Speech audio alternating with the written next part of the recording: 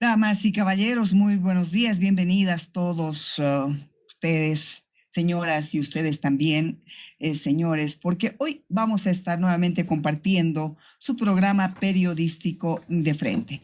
Un abrazo para todos y que sea un buen día. Empezamos, Johnny. Claro que sí, Prisca. Saludos cordiales como siempre para todos quienes nos siguen en todo el país, en La Paz y también a través de las redes sociales en el mundo entero. Un saludo especial para quienes nos siguen a través de Radio Panorama Yungas, frecuencia modulada 88.9. Un abrazo también para ellos. Hoy estaremos de frente a analizar la situación de un candidato que ha estado trabajando silenciosamente, pero que todavía no se conoce si oficialmente ingresará su fotografía o no en la papeleta electoral. Vamos a salir de muchas dudas porque nuestro invitado es el licenciado Jaime Dum, precandidato a presidente por Nueva Generación Patriótica. Jaime, un abrazo. Gracias por dedicarnos estos minutos para compartir con la audiencia. Muchas gracias, Prisca. Muy buenos días, Johnny. Para mí un gusto estar en mi programa que considero mi casa. Llevamos años en entrevistas, creo. Sí, sí. Y la verdad que siempre me ha parecido un gran programa y los felicito por eso. Gracias, Jaime. Vamos a ir a la pausa, Prisca. Después estamos ya entrando para conocer cuál es la situación de Jaime Dum en el proceso electoral.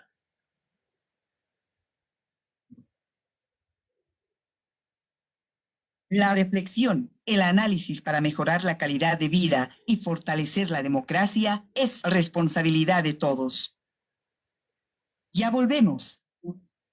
Frente.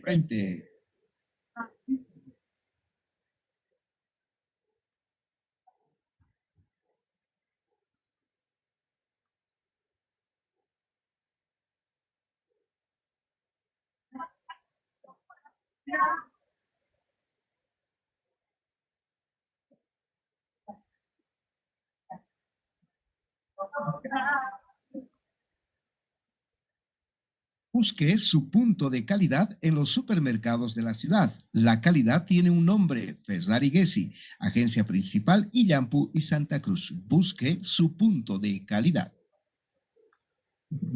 Continuamos. Frente.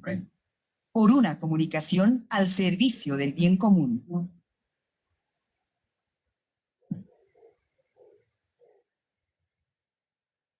Estamos viviendo un proceso electoral incierto desde el punto de vista de algunos analistas, con pocas propuestas, con los candidatos de siempre, con algunas excepciones.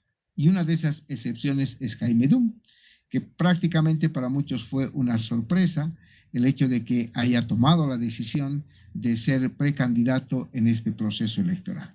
Vamos a ver varios aspectos y entre ellos justamente las motivaciones, porque, reitero, no se conocen muchas propuestas, son generalidades, pero la realidad que vive el boliviano y la boliviana es muy dura en este momento. Prisca. Jaime, un abrazo, bienvenido nuevamente y mucha gente está en la incertidumbre sobre tu participación en este proceso electoral. Se preguntan mucho, ¿realmente será candidato? ¿Es precandidato o no va a hacer nada? ¿Cuál es tu situación real? Gracias, Prisca. Muy buenos días nuevamente. Yo voy a ser candidato a la presidencia, por supuesto que sí. No solo eso, yo con mucha humildad quiero decir que no solamente candidato, creo que las posibilidades que tenemos de llegar a la presidencia son inmensos, porque la gente quiere un cambio de verdad, y soy el único que representa esa posibilidad. En cuanto a mi situación, mira, mi candidatura, como un analista alguna vez lo dijo, es muy accidentada, me decía. Entonces yo le decía, claro que sí, porque me causan accidentes, ¿no es cierto? Primero aparezco como un supuesto participante de un supuesto golpe de Estado con un tal Zúñiga que nunca en mi vida he visto. Y se me hace todo un procedimiento, un proceso que significa que tengo que ir a hacer declaraciones y a defenderme de esta injusticia que hay en el país, donde básicamente se te pueden inventar un cargo y tienes que defenderte con todo lo que significa el riesgo de perder la libertad, lo más sagrado. Entonces, no solo eso, después aparece una supuesta militancia en el movimiento al socialismo, aparecen documentos falsificados. El mismo Tribunal Supremo Electoral ha dicho que mi firma no coincide con mi firma real, la firma en los documentos. Claramente un documento falso, mi apellido Dunn tiene 2 Ns, a pie de firma está con una sola N, mi lugar de nacimiento, residencia, todo está equivocado. Entonces, supuesto participante en golpe de Estado, después aparezco de supuesto miembro del movimiento al socialismo, y después, bueno, el rato que estamos haciendo todos los procedimientos para mi inscripción, notamos que el certificado de solvencia fiscal tenía algunas incongruencias o cosas no claras que era necesario aclarar. Notificaciones que nunca había recibido de más de 22 años atrás, por montos desde $2, $100, $50, y al final ya hemos podido aclarar esa situación. Son resultado de informes, que consultores de la alcaldía hace años atrás habían presentado, pero no se encuentran los informes porque la alcaldía fue incendiada durante la gestión de Pepe Lucho Paredes. Entonces se quemaron esos informes. Bueno, ahora los están reclamando 22 años después. Entonces, por supuesto, surgen todas estas interrogantes y son palos en la rueda que ponen a mi candidatura, pero quiero decir que estamos con todo solucionado. Ese es el otro tema, solucionado. ¿En qué sentido? Ya se ha aclarado el tema. Yo a la fecha no tengo ningún tipo de deuda con el Estado, como se está diciendo en este momento. No tengo nada de eso, pero el tema es que eso se tiene que transformarlo, pongamos, en la burocracia boliviana en un elemento que se llama certificado de solvencia fiscal. Y es ahí donde el trámite está trabado. Está trabado, siempre estamos basándonos en la buena fe, ¿no es cierto?, de los empleados públicos, pero sí estamos notando un atraso inexplicable. El vuélvase mañana, mire este cálculo, se lo vamos a hacer de aquí 2 semanas. Entonces, como candidato presidencial, soy víctima, digo yo, de este aparato burocrático, ¿no? Que obviamente es una experiencia frustrante, pero refleja, Prisca, refleja lo que es el Estado boliviano, ¿no?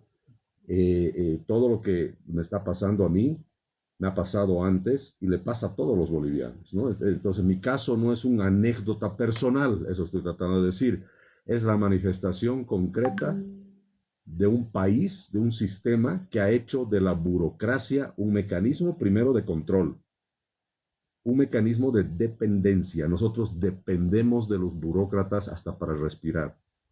Y un sistema de castigo también. Yo ya hace meses, no solamente en el caso de mi solvencia, sino cualquier trámite en el Estado, vuélvase mañana, se observa 10 veces lo mismo, me piden 20 veces lo mismo. Entonces, la burocracia en Bolivia, te digo, no es un accidente, es el resultado de un modelo estatista, centralista, clientelista, prebendal, y se ha construido a propósito así. ¿Para qué? Para controlarnos, para evitar que podamos actuar con todos nuestros derechos y libertades.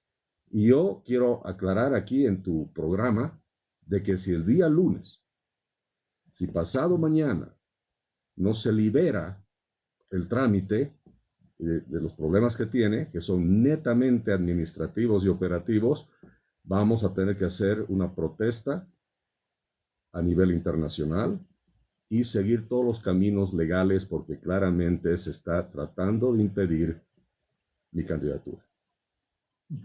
Jaime, los tiempos son cortos, estás contra el reloj. ¿Cuánto tiempo tienes para legalizar tu inscripción o ratificar ese deseo que tú tienes de ser candidato a presidente? Mira, Johnny, y en esto quiero que también que haya mucha claridad. en lo siguiente. De acuerdo a la ley, se tiene hasta el 3 de julio. Eso es lo que la ley dice, para hacer cualquier ajuste, cambio, cualquier cosa que sea necesario. Sin embargo, sí han aparecido unos plazos internos. Lo llamo así, plazo interno, donde la Corte dice hasta tal día se presenta o va a haber problemas. Para serte sincero, no estoy seguro por qué hay esos plazos. Los ha publicado el Tribunal Supremo Electoral, porque de acuerdo al cronograma oficial no se los ve ahí. Pero por supuesto vamos a ser muy respetuosos de esos plazos, a pesar que por lo menos yo no estoy seguro por qué es así, porque primero dijeron una fecha, después dijeron otra, ahora dijeron al 25 de junio. Primero aclararte que el 25 de junio, si es que el lunes liberan estos trámites, vamos a estar inscritos. Si no, ya va a ser consecuencia de impedimentos por terceras personas que están haciendo todo lo posible para que mi candidatura no se pueda concretar. Pero nosotros no nos vamos a dejar. Tengan eso por seguro. Sabemos que la lucha es dura, sabemos que es necesario insistir, es la burocracia boliviana, y por eso en nuestro programa hemos dicho, entre las primeras cosas que vamos a hacer es terminar con toda esta burocracia. Terminar con toda esta burocracia que te digo son simplemente trámites y permisos que no son para servir al ciudadano, sino es para someterlo. Es un mecanismo de control típico de los países socialistas también. Entonces, vamos a insistir en eso, estimado Johnny, porque la realidad ¿cuál es? Yo tengo documentos de los juzgados, de diferentes juzgados de Bolivia, donde dice Jaime Dunn no tiene ya nada pendiente, no hay nada pendiente con él. Pero eso se tiene que traducir en un certificado. Y la burocracia dice que ese certificado es el elemento por el cual te van a evaluar en el Tribunal Supremo Electoral. Más allá que estemos de acuerdo o no de acuerdo con ese paso, pues hay que cumplirlo. Y lo vamos a cumplir. Si no, nos meten otro palo en la rueda el lunes. Y acabo haciendo un comentario adicional que nos ha preocupado. El día de ayer, por ejemplo, los abogados no podían siquiera entrar a la alcaldía del Alto, porque la alcaldía del Alto ha sido tomada por ciertos grupos sociales hace 3, 4 días. Entonces hay esa convulsión también en la alcaldía que retrasa algunos trámites que necesitamos hacer en la alcaldía, ¿no es cierto? Entonces todo eso se combina. Y el día de ayer sí me ha preocupado mucho, nos ha preocupado a todo el equipo, que mis abogados no podrían ingresar a la alcaldía porque había un grupo de gente afín a Evo Morales impidiendo la entrada de mis abogados a ese recinto, que es la alcaldía, para poder continuar con los trámites. Entonces, no nos vamos a dejar, vamos a seguir. Y yo a partir del lunes voy a empezar a denunciar con más detalles dónde están las trabas. Jaime, es muy preocupante para la gente que tiene expectativa de ver a otra persona como candidato, una persona que ha generado confianza como tú en muchos bolivianos y bolivianas a todo el largo y ancho del país. Pero decías claramente, ya hay documentos que dicen que tú no debes nada y todo está en orden, pero falta un certificado. ¿Ese certificado es la solvencia fiscal? Y si así fuera, ¿por qué no sale rápido ese certificado? ¿Qué falta? Bueno, es como tú dices, Prisca, todo lo que uno tiene, por un lado, tiene que reflejarse en un documento que pide la norma, dentro del procedimiento y cronograma del Tribunal Electoral. Hay 11 requisitos. Y uno de los requisitos dice ese certificado de solvencia fiscal. Entonces, no nos queda otra. Entonces, fíjate, Yo lo pongo de la siguiente manera. Es igual que tú sabes manejar, eres corredora de Fórmula 1, campeona del mundo, pero si no tienes tu licencia en Bolivia no puedes manejar. ¿Cierto? Entonces tienes todo, ¿no? Tienes todo, sabes manejar, eres campeona Pero, ¿qué mundial. falta para que salga esa solvencia fiscal? Fíjate, son diferentes instituciones del Estado que participan. Entonces hay unas que tienen que notificar formalmente, ¿no es cierto?, a la Contraloría para decirle, mire, señor Contraloría, el señor este no tiene nada, ¿no? O ha cumplido con estas cosas, o estos temas no son así, ¿no es cierto? Entonces, por supuesto, la Contraloría como entidad del Estado tiene sus procedimientos y necesita toda esa evidencia, entonces, o esos informes. Entonces, fíjate cómo un burócrata que tiene la posibilidad, es más, lo pongamos de la siguiente manera. Puede ser que el burócrata que tiene que hacer el informe lo haga. Primero puede no hacerlo, ¿no es cierto? Y así empieza el problema de la burocracia. Un hombre tiene poder sobre otro. Entonces ese señor puede ser que haga su informe al final, pero ese informe tiene que tener 5 o 6 firmas más.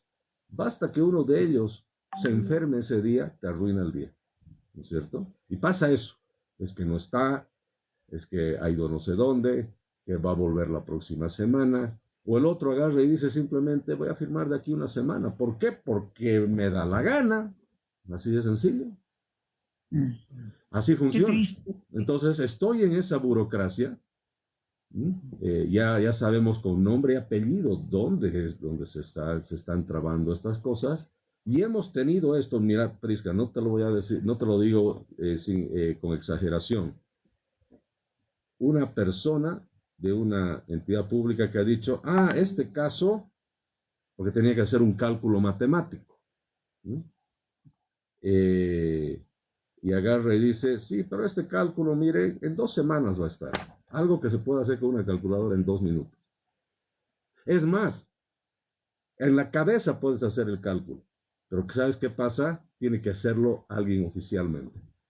Entonces, por eso te digo, la burocracia, ¿no es cierto?, se vuelve un mecanismo, lo repito, ¿no?, de control, de sometimiento y hasta de castigo. Jaime,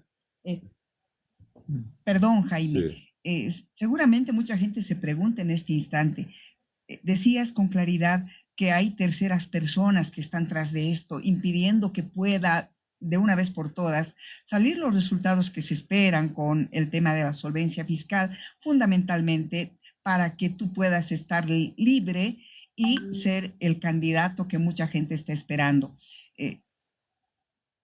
En realidad, ¿quiénes son estas personas? ¿Conoces quiénes están tras de esto? ¿Quiénes no quieren que seas candidato? 1. Y 2, decías que si hasta el lunes esto no se resuelve, acudirías a instancias internacionales. ¿Será que en Bolivia toman en cuenta los resultados o los dictámenes de instancias internacionales? Esas 2 preguntas, por favor. No, y además, perdón, añadiría algo más. ¿Es grave tu situación para que demore tanto? ¿Cuánto debes? ¿Qué debes? ¿Por qué te hacen tanta traba en la burocracia? Sí, mira, está claro que cualquier persona que puede hacer algo inmediatamente y no lo hace, ya está trabando, por supuesto. ¿Qué interés tendrá esa persona? Da para mucha especulación. O alguien que puede hacer el tema en 1 minuto y te dice, no, volvete en 2 semanas, ¿no es cierto? Es porque está trabando, está perjudicando. O el que dice, sí, va a estar para el lunes y va a ser lunes y te dicen, no, vuelva a ser el próximo lunes. Y el próximo lunes vuelves y te dice, no, es que faltan 5 firmas más. ¿Y por qué no me dijiste eso la primera vez? No, es que, bueno, es así. O ahora es así, digamos, ¿no? Entonces, claramente, eso nos preocupa porque ya no se está actuando diligentemente como se estaba actuando las primeras semanas. Yo te digo que las primeras semanas se estaba actuando bastante bien, pero de pronto ha habido un cambio. Esa persona que te dijo volver el lunes, garantizado todo va a estar listo porque el procedimiento se cumple así. Ahora esa misma persona te dice que ya no se acuerda de nada, ¿no es cierto? El otro tema también es que hay plazos. Muchos de los procedimientos están establecidos en la norma con plazos. Entonces el plazo que era de 3 días hábiles, ahora ha pasado 10 días y no pasa nada. Entonces ya hay un incumplimiento de una institución del Estado. Entonces ese es el tipo de cosas que vamos a tener, ¿no es cierto?, sobre los cuales vamos a tener que actuar, porque hay una violación de derechos a un ciudadano, en este caso, mi persona, que necesita un trámite para algo que es vital en un proceso electoral. Entonces fíjate el poder que puede tener un empleado público, ¿sí?, que agarra y guarda el documentito y listo. No solo eso. Detrás de cada uno de estos temas hay carpetas, ¿sí?, hay documentos. Hay documentos. Curiosamente, 2 carpetas no aparecen. Se han perdido. ¿Y ahora qué hacemos? No puedo hacer un informe si no aparece la carpeta, ¿no es cierto? Entonces ese es el tipo de cosas que estamos diciendo, mira, hasta el lunes encontrala, ¿no? Porque no vamos a permitir que nos vengas a decir, la carpetita se ha perdido, ¿no es cierto? Después del esfuerzo que se ha hecho de buscar carpetas de hace 20 años atrás, que de pronto se pierdan. Entonces, no vamos a darnos por vencidos, porque sería rendirse ante la burocracia. Ahora, hay una gran diferencia entre mi persona y el ciudadano de a pie que me está escuchando, que hace trámites también. Yo tengo la fortuna de usar los micrófonos y hacer este reclamo de manera pública. Pero imagínate de los miles, cientos de miles de ciudadanos que no tienen la oportunidad de hacer eso y tienen sus trámites años, ¿no es cierto?, ahí archivados, pidiéndole plata a la gente. Y aquí nace la corrupción, porque donde un burócrata tiene la posibilidad de dar luz verde o luz roja, genera una instancia y una oportunidad para corrupción. Nosotros, por supuesto, cero corrupción y exigimos simplemente que se cumpla la norma. Jaime, yo te preguntaba, ¿y es tan grave tu situación para que puedan demorar tanto en investigar? ¿Qué pasó hace 20 años atrás para que te puedan obstaculizar? Hubo una época, unos meses, que yo trabajé en la alcaldía del Alto. Yo trabajé en la alcaldía del Alto justamente cuando Condepa ya terminó su gestión y hubo un gran lío en la alcaldía del Alto, justamente una situación, creo que la alcaldía estaba igual que el país, te diría, de alguna manera, gastos excesivos, la alcaldía estaba prácticamente destruida financieramente, había perdido todas sus fuentes de ingresos, toda su base de datos del sistema de recolección de impuestos no era claro, no era transparente, muchísima corrupción. Es más, cuando yo entré a la alcaldía del Alto, en esa época, entré de una manera muy fuerte y contundente, como pienso hacerlo entrando de presidente en Bolivia, para ordenar las finanzas en primer lugar y poner no solo orden en el tema burocrático, administrativo, financiero, sino desde el punto de vista legal y normativo. A raíz de mi presencia y el trabajo que hice con un grupo grande de personas y consultores, justamente descubrimos actos de corrupción muy grandes en la alcaldía del Alto. Hicimos denuncias, se procesó a mucha gente. Es más, producto de mi investigación hubo el suicidio de una persona porque se le descubrió que él era utilizado en sus cuentas personales y esta persona era la persona principal involucrada. Descubrimos todo un mecanismo de estafa al sistema de jubilación, de pensiones de esa época. A raíz de nuestro descubrimiento, mucha gente entró a la cárcel, incluyendo personeros de la alcaldía de La Paz. A raíz de esa investigación que hicimos, ordenamos eso. La justicia no hizo lo que debió haber hecho, no manejó bien el tema, en mi opinión. Ordenamos la alcaldía, hicimos lo que teníamos que hacer, volvimos a la alcaldía, una alcaldía con un superávit. No solo eso, reactivamos todo el sistema de inversión municipal que estaba anulado. Y bueno, una vez hecho el trabajo, se acabó, dejamos la alcaldía. ¿Y qué es lo que sucede?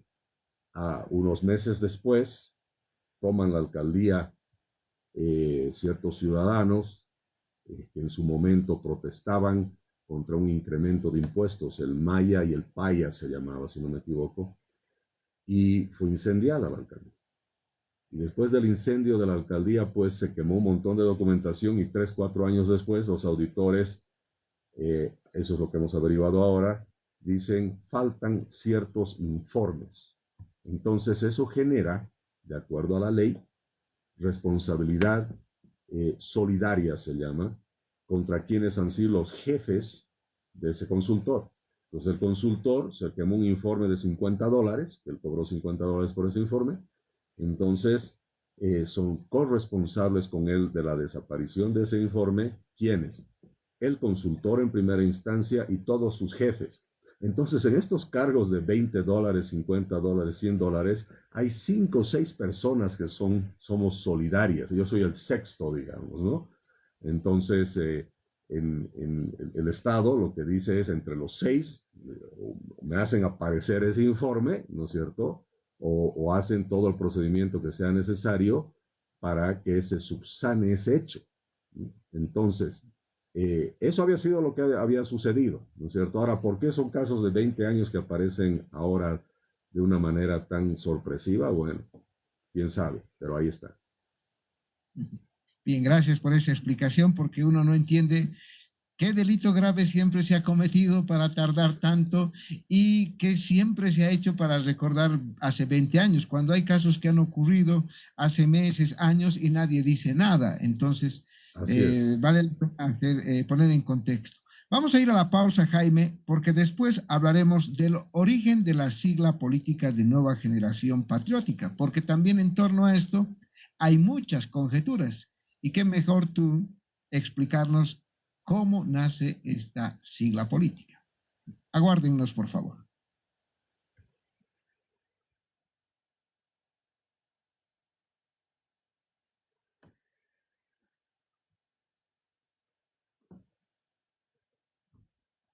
Buenos días a todos. Estamos aquí en una pausa publicitaria, así que vamos a esperar el regreso. Bueno, vamos a hablar de NGP, me dicen. A ver, vamos a ver qué preguntas tienen de NGP. Nueva Generación Patriótica, que es un partido nuevo, por supuesto.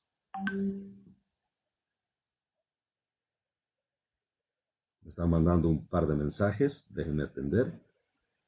Siempre cuando en las entrevistas existen estos momentos de publicidad, a veces los periodistas intercambian algunas preguntas cuando te están entrevistando. Bueno, justamente me dicen que están mandando un nuevo link para el Zoom. Denme un segundo, lo voy a buscar para no perdérmelo.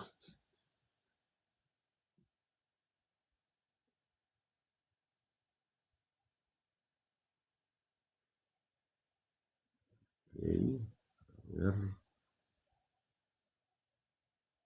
Justamente aquí está John escribiendo, te mando el enlace.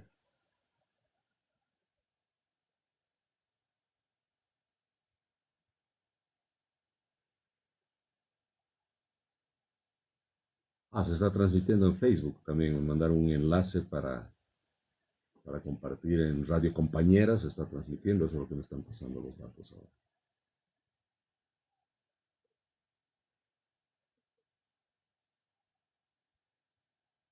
Perfecto, ya estoy volviendo a la conexión. Voy a estar en espera seguramente.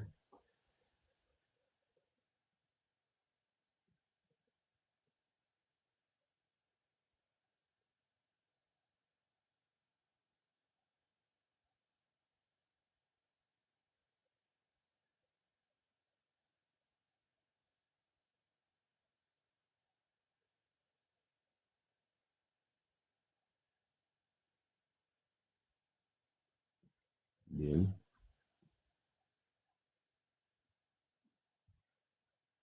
Bien, bien, bien, bien. Me dicen, déjenme responderle que ya estamos listos. Ok. Bien, amigos, les pido paciencia. Están haciendo publicidad. Estas entrevistas largas, esta es de 2 horas, pero tienen también bastante publicidad en el medio. Entonces, hay que esperar con paciencia. Bueno, y amigos, les quiero ir anunciando un par de cosas que vamos a estar haciendo.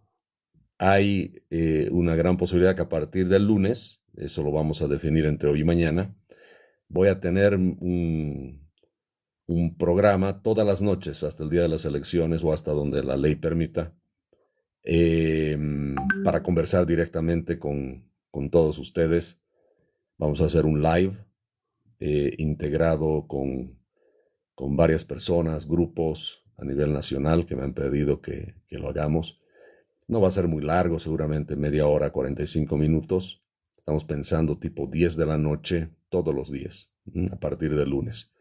Así que estoy viendo cómo reservar esos horarios y hagamos lives todas las noches, en realidad, de todos los días de la semana.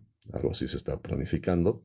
Y todos los días vamos a tocar un tema diferente, ¿no? Un tema de información, un tema de cómo nos está yendo, un tema de qué estamos haciendo y por supuesto temas de actualidad nacional, temas políticos, económicos y más que todo para poder responder las preguntas de todos ustedes.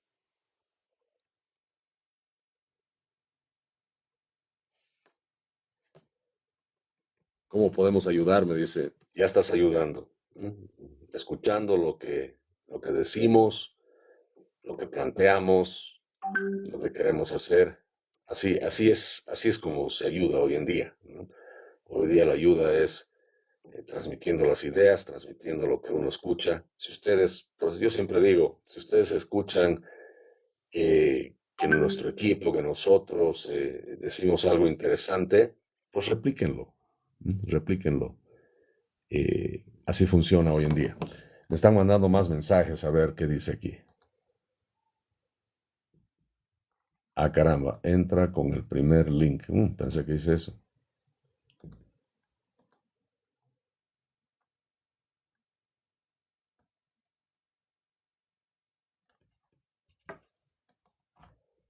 Estoy en espera.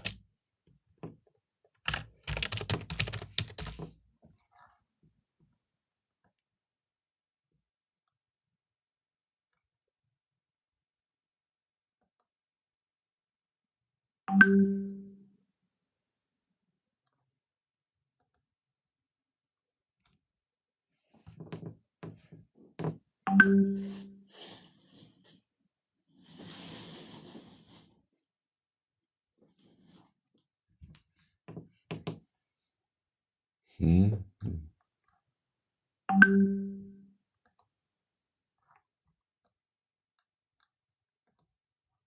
Están teniendo, creo, algún problema en conectarse. Me han vuelto a mandar otro link. Caramba.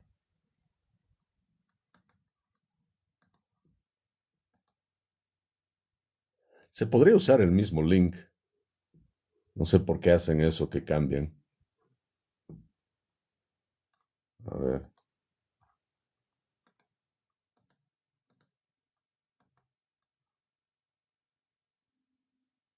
Ok, sí, no, han cambiado el link, eso es lo que han hecho. Me decían use el anterior, pero lo han cambiado. Frecuencia modulada 88.9, señal que se extiende por Suyungas, Noriungas, Inquisibi y parte de Caranavi. Un abrazo para todos ellos. Radio Panorama Yungas 88.9 es la nueva frecuencia con la que está trabajando esta emisora en todo el norte Pacífico. Y nosotros felices de poder compartir el programa con cada uno de ustedes, amigas y amigos que están en todo lo que es Yungas. Gracias por seguirnos. su programa periodístico de siempre. Todos los sábados los acompaña y como siempre, con el mejor deseo de que en cada una de sus familias todo esté mucho mejor. Y estamos en contacto con Jaime. Claro que sí, Jaime, mil disculpas, por favor. Ahora sí retomamos la entrevista y dejamos pendiente la explicación del origen de la sigla Nueva Generación Patriótica. ¿Cómo surge esta sigla y cómo es que consiguen su personería jurídica? Bien, el Nueva Generación Patriótica es obviamente un partido político boliviano de reciente creación, digamos, es nuevo. Es un partido que ha recibido su autorización, si no me equivoco, en junio o julio del 2024, hace un año más o menos atrás, y obviamente está plenamente habilitado para participar en las elecciones generales de este año. Hago un paréntesis, es el único partido que legalmente tiene absolutamente todo en orden, te diría. Todos los demás partidos políticos tienen algún problema. Tienen facciones divididas, incumplimientos con nombramientos de directorios, congresos no realizados, todos están bajo observación. Escuché a un analista político diciendo si realmente se exigiría el cumplimiento de la norma al pie de la letra, muchos de esos partidos estarían inhabilitados. Y de ahí viene la inseguridad que hay con los partidos políticos hoy en día. Y la verdad es que hasta el día de las elecciones puede ser que algunos sean sujetos a algún tipo de observación e impugnación. Pero, volviendo al tema central, el fundador y líder es Edgar Uriona Peñaranda, que es un empresario cochabambino con negocios en Bolivia y Estados Unidos. Pero mira, el tema sí importante de aclarar, Nueva Generación Patriótica, por lo que yo he logrado ver y consultar, su constitución, hablando de burocracia, ha tomado cerca de 6 años. No es como la gente cree que se ha creado en un fin de semana, ¿no? Ha tomado como 6 años. 6 años. Es más, yo había conocido a Edgar hace más de un año atrás, cuando él estaba todavía con los trámites, ya insistiendo en terminar los trámites, por supuesto, cumpliendo con todos los procedimientos. Lo cual, sí, debo decir que 6 años para constituir un partido es muchísimo tiempo, eso te demuestra la burocracia y obviamente la misma, digamos, el mismo control que hace el Estado, ¿no? No quiero partidos, pues los hago tardar lo más que se pueda. Sin embargo, hemos visto otras agrupaciones políticas, partidos políticos, que se han creado este año y están participando. Se han creado en 3 meses o menos de 3 meses. Eso te demuestra de que la burocracia otra vez, ¿no? Mira cómo terminamos con el mismo tema.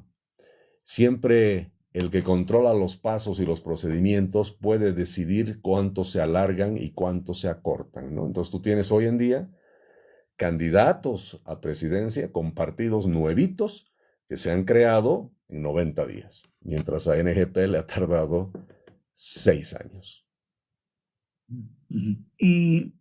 Tengo, no sé si tú pudiste ver, estoy segura que sí. Si no eres tú, la gente que te rodea ha visto. Hay un TikTok que ha circulado, Jaime, acerca de la constitución de Nueva Generación Patriótica. En el mismo se decía que Nueva Generación Patriótica ha sido creado como una salvaguarda, digamos, del actual presidente Arce, para que si pasara algo y perdiera el partido o del MAS y PSP, no tuvieran la sigla ellos. Nueva Generación Patriótica sería para el partido con el que se pueda presentar. Ese es un detalle. Otro detalle que también se ha visto y escuchado es que Nueva Generación Patriótica no se ha creado o no ha sido producto del millón o más de firmas o de la cantidad de firmas que se exige para poder tener un partido político, para crear un partido político, sino que más bien se ha hecho virtualmente, porque además esto está aceptado por el Tribunal Supremo Electoral. ¿Viste este video que ha ido circulando? ¿Y cuál es la realidad en torno a estas aseveraciones? Bien, bueno, primero la gente tiene que tener mucho cuidado con muchas de estas publicaciones que salen y cosas que se dicen, pero bueno, estamos ante esa realidad, ¿no es cierto? Que se puede hacer publicaciones o alguien hace un simple video, ¿no es cierto? Y puede decir lo que quiere y está fuera de control. Pero, a ver, el Tribunal Supremo Electoral ha otorgado obviamente la personería jurídica NGP tras verificar el cumplimiento de todos los requisitos legales. No solamente son presentaciones de estatutos, plataformas programáticas, reglamentos y procedimientos y qué sé yo, porque es tremendamente burocrático, sino NGP, en las averiguaciones que nosotros hicimos, obviamente en su momento, porque hemos hecho nuestro análisis, eh, ha superado ampliamente el mínimo exigido por ley. Ha registrado cerca de 140,000 militantes y lo ha hecho mediante un proceso biométrico, Prisca, biométrico, no digital o a través de una página web, sino biométrico. Entonces, al ser biométrico, obviamente, eso hace que tú tengas un control mucho más estricto, ¿no es cierto?, sobre la militancia, no son libritos con solo firmitas.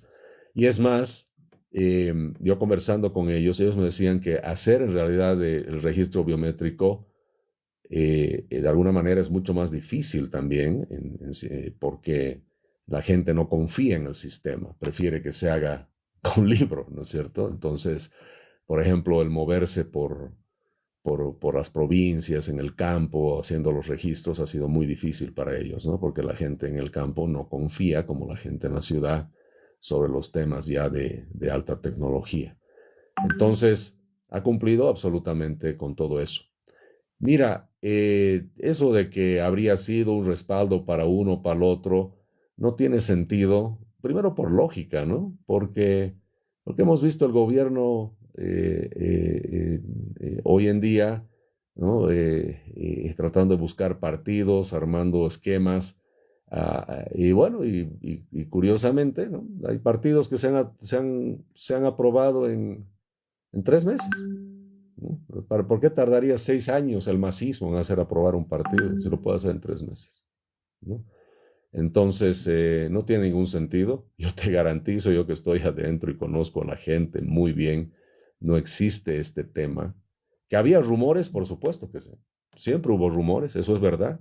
Hubo rumores, ¿no? De que este partido que lo está haciendo el masismo, bueno, porque rumores siempre hay, siempre hay. Por el otro lado, comentarte que también tengo conocimiento que tras de NGP ha pasado prácticamente cada uno de los precandidatos que hay ahora. Todos han tratado de ser, ¿no?, parte de NGP. Todos. ¿Por qué? Porque sabían que es un partido limpio, un partido impecable. A NGP no le pueden encontrar Jaime, un pelo. yo quiero remarcar lo que tú estás en este momento eh, dando a conocer. Nueva Generación Patriótica es un partido limpio, es un partido impecable, pero producto no sé si solamente producto de este video que ha ido circulando, es que también la gente en diferentes lugares se pone a pensar y está con esa duda, escuchando en los minibuses, por ejemplo, cuando dice, ¿será que Jaime Dunn es un palo blanco del actual masismo? ¿De cuál? No sé. ¿Será que por debajo estás queriendo entrar para hacerle un favor al MAS? ¿De qué lado? No sabemos. Aclárales con esa sinceridad que te caracteriza, Jaime, porque la gente que está confiando en ti, que espera en ti, que tiene expectativas en ti, merece tener con claridad y con el respeto necesario una respuesta tuya. Pero claro que sí. Mira, siempre, especialmente cualquier persona que está expuesta públicamente, va a ser sujeto de todo tipo de ataque, guerra sucia. Eh, pero también creo que la gente tiene que ser lo suficientemente inteligente para deducir si hay sospechas de algo, ¿no es cierto? o poder ellos mismos decir, investigaré un poco más. Sí, vi algunos videos diciendo eso, algunos comentarios, y fíjate cómo la misma gente tiene la respuesta. Alguien decía, no me acuerdo dónde fue que vi que decían que Jaime Dunn y el masismo y no sé qué. Y después alguien le respondía del público, le decía, pero si Jaime Dunn dices que es masista, ¿no? ¿Por qué le impiden su proceso de registro? ¿Por qué se lo hacen difícil que sea candidato? O sea, si fuese así como tú estás mencionando, más bien pues yo debería pues, en 2 horas conseguir resultados, ¿no es cierto? Por el otro lado, te estás dando cuenta que más bien hay otros candidatos que sus trámites los han hecho muy fácil, ¿no?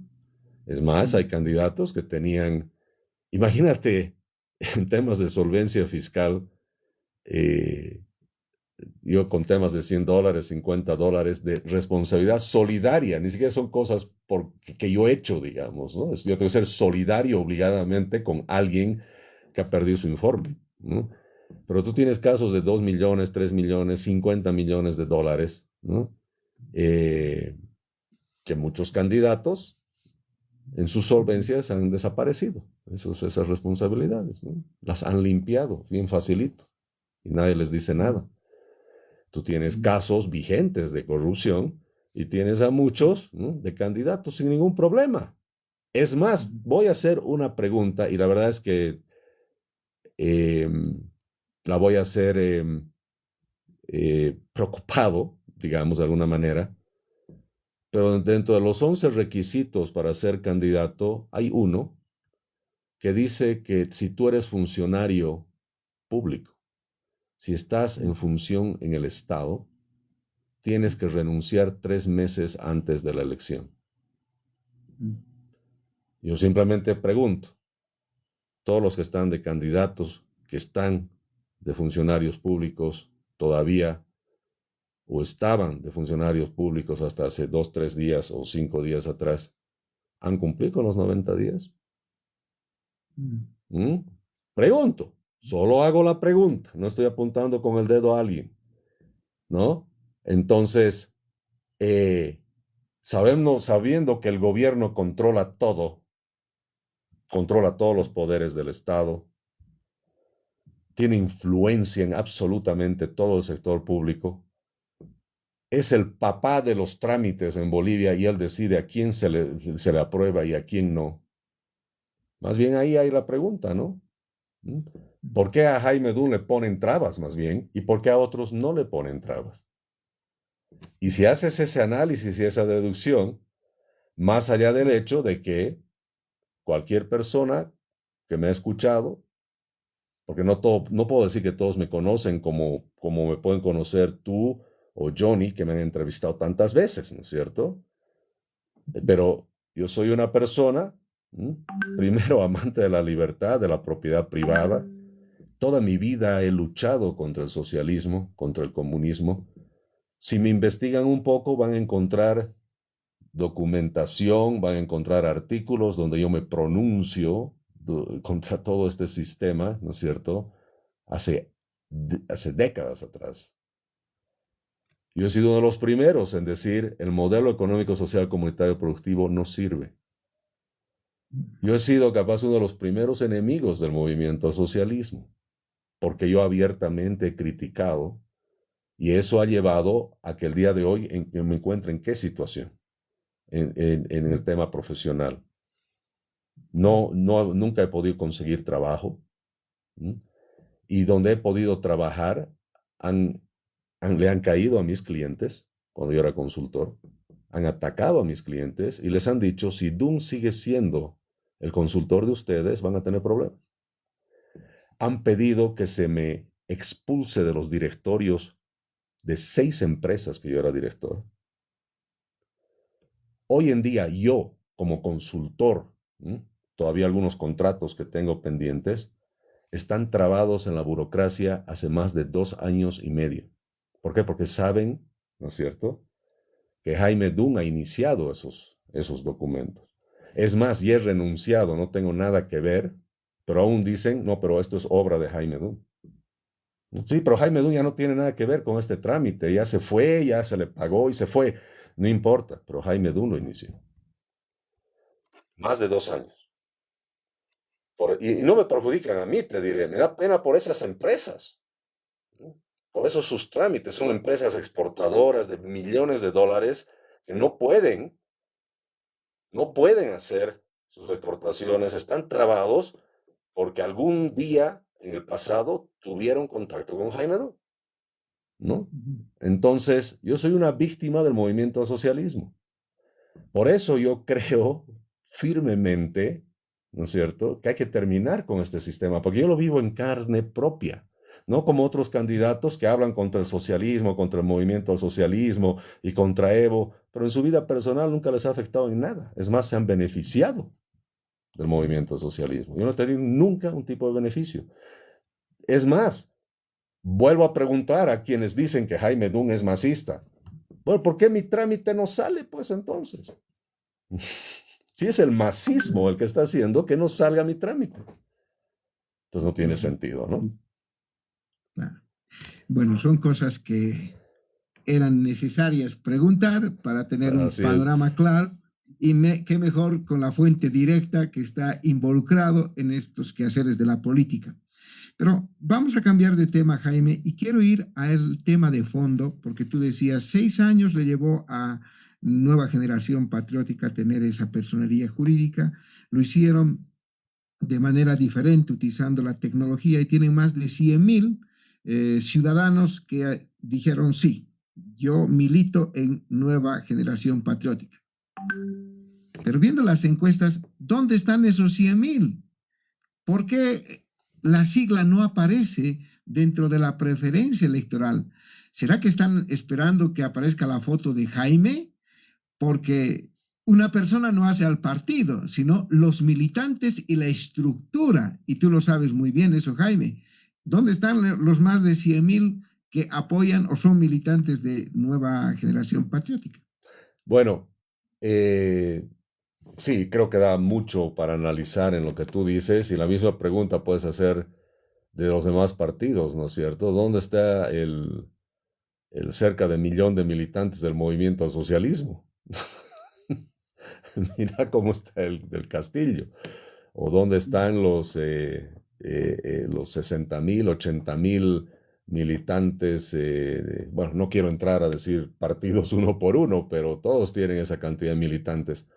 Pero mira, yo creo al revés, estimado Johnny, que en realidad la gente no vota por un partido, no vota por un partido, vota por una persona. Y ni siquiera por una persona, vota por los ideales y la propuesta de una persona. Yo estoy convencido que es así. Ya no es como antes, ¿no? Que era toda una estructura, todo un partido. Ninguno tiene realmente una estructura como era antes, ¿no? En los 80s, los 90s. No existe eso ya. Son siglas. ¿No? En el fondo son siglas. ¿No? Es más, yo te aseguro, te lo digo de manera muy clara, los grupos que ni siquiera tienen personalidad jurídica, simplemente son ciudadanos que quieren el bien para el país, liberales, que se han agrupado, uno se llama Voz Liberal, que me apoya, y el otro grupo fantástico es Renovación. Estos dos grupos, cada uno independientemente, te garantizo y te aseguro que tiene más estructura que cualquier partido político de Bolivia. ¿Mm? Es Jaime, así. definitivamente el análisis y las comparaciones que muestras dan cuenta de una realidad muy dura que vive nuestro país y no se entiende cómo no se puede dejar participar con la libertad necesaria a mucha gente que ha generado expectativa y una de esas personas eres tú, Jaime. Como te decía, yo camino mucho en minibús, voy a distintos lugares y se pregunta la gente, ¿será que el que ahora es candidato y está su foto, vieron a un señor, seguramente estaba, y ¿será que él va a renunciar a ser presidente para que entre Jaime? Ese es otro problema que tiene que enfrentar. De mil maneras la gente analiza a su manera lo que está pasando con tu candidatura. Y te consultamos a nombre de ellos también. Quien estaba en la foto está dispuesto a renunciar. Ha sido una estrategia para que se pueda mantener el partido ahí, para que luego tú puedas ingresar. Mira, Prisca, la ley 026, su reglamento, el artículo 108 de la ley, el artículo 18 del reglamento, abre varias puertas y posibilidades que obviamente con una buena estrategia legal pueden ser aprovechadas en el marco de la ley. Quiero aclarar.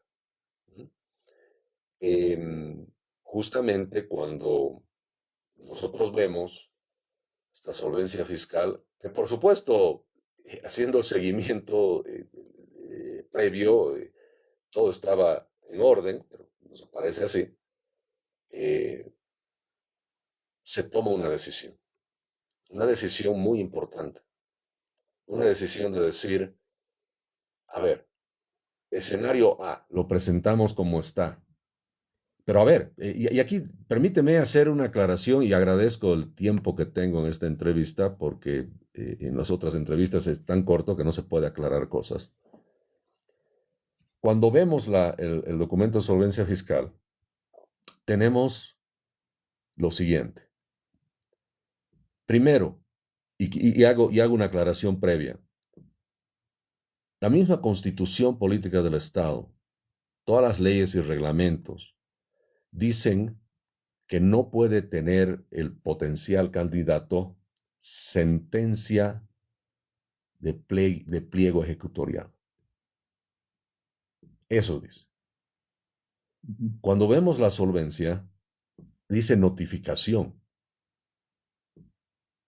En ningún lugar dice que hay una sentencia ejecutoriada. No dice la palabra sentencia ejecutoriada, en ningún lado. Entonces, los abogados dicen, digamos que se dividen en dos, ¿ya? Unos dicen, no, aquí no hay ningún problema, no hay pliego con sentencia ejecutoriada. Entonces, dicen, pero entonces métalo así, no hay ningún problema. Y otro abogado para y dice, momento, la ley dice que se presentan los documentos y el tribunal electoral, algún funcionario, usando el mejor criterio que vea, ¿no es cierto? Entendemos dentro del banco la ley, puede decir, no, este no va. El problema es que la ley dice que es inapelable. ¿Te das cuenta? O sea, te encuentran un pequeño errorcito o alguna cosita que ellos creen que está mal y estás afuera. Si fuese apelable, lo hubiéramos metido, nos piden más información, les respondemos. Pero aquí no existe eso, no existe eso. Tú sabes, ¿no, Prisca, Johnny, que más de 2,000 candidatos han sido inhabilitados? Hasta donde entiendo, cientos son por estos temas de solvencia fiscal, que alguna cosa no está clara o había alguna cosa y ya están afuera. Entonces, dentro de los 2,000 hubiese entrado Jaime Dunn. Y no solo yo, cerca de más de una decena de candidatos nuestros también, que alguna cosita podría haber sido cuestionada. Entonces, ahí viene el tema de la estrategia legal. Legalmente, los abogados, además, a horas del vencimiento del plazo, dicen, ¿qué hacemos? ¿Nos arriesgamos? Y ahí se hace un análisis y se dice, no, la probabilidad que a Jaime lo inhabiliten es altísima. Además que parece que le tienen ganas, ¿no? Y los abogados arman esta estrategia y esta estrategia ha estado funcionando. Por eso que el tribunal dice Jaime Dunn no es candidato, pero tampoco dice ha sido inhabilitado. ¿Y cuál es la prueba de que la estrategia ha funcionado? Que cuando sale la lista, hace unas semanas atrás, de los habilitados, no aparece Jaime Dunn. Y la gente se asusta. pero tampoco aparecen los inhabilitados. Y la gente ya dice, "Ah, caramba, ¿qué ha pasado aquí?" Porque debería aparecer, o sea, si no está en una, debería estar en la otra. ¿Y por qué no aparece ninguna de las dos? Porque la estrategia legal nos ha llevado por otro paso y otro procedimiento, que estamos cumpliendo al pie de la letra, pero vuelvo a mi protesta que hago, que hay burocracia que está impidiendo que yo cumpla esta estrategia legal, pero creo que la vamos a cumplir. Y hay que esperar hasta el 3 de julio, prácticamente fecha clave, según el cronograma, el calendario electoral. Y bueno, aparecerá entonces la foto de Jaime Dum si es que se superan estos trámites burocráticos. Pero más allá de eso, Va a ser la antes, gente... Johnny, pero va a ser antes. 3 de julio es muy lejos. Tiene que ser Ah, ya. antes. Cada Y hora claro, que pasa es una hora de campaña menos, ¿no? Y cuesta mucho. Cuesta, Sí. o sea, Jaime, en potencia.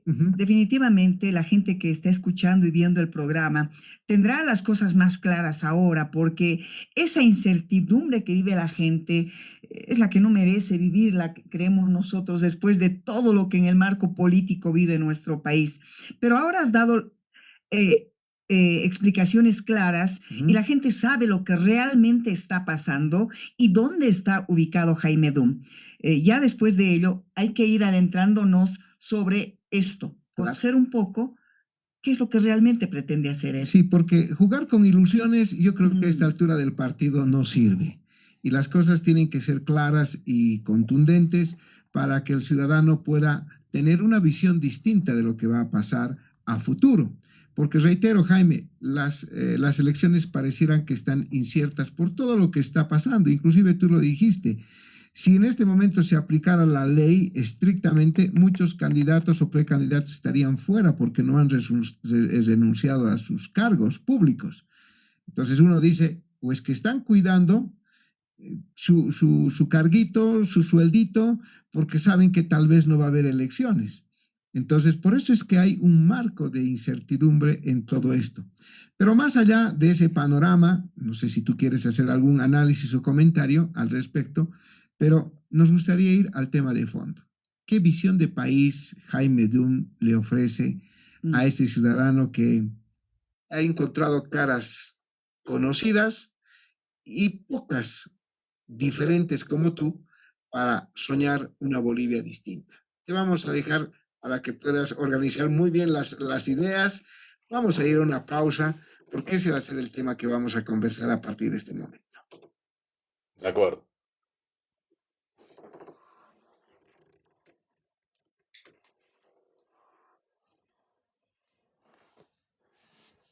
Bien, amigos, otra pausa publicitaria.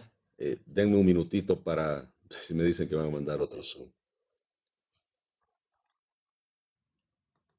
Bien, hay que tener todo esto en orden. Perfecto.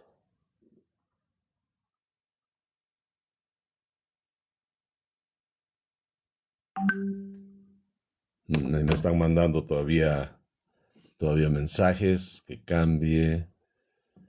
Caramba, deberían usar el mismo link, ¿no? Pero bueno, cambien el link. Ahora es otro usuario, además, por lo que veo. Denme un segundo, por favor.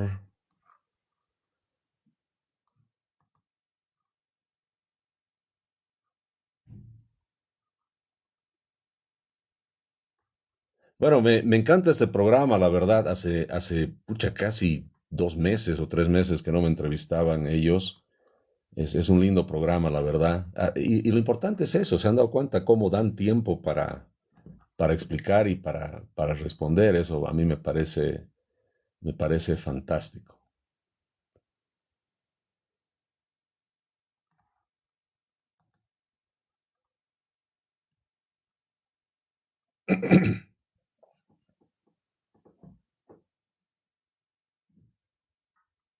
Bien, ok. Vamos a... eh, vamos a... Sí, ya está. Entiendo. A ver.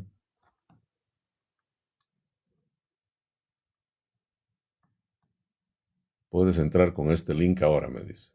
Solo es un minuto el break y me preocupa que mandan 2 links. A ver, ahora. Ok, es ese. Ya estamos de regreso.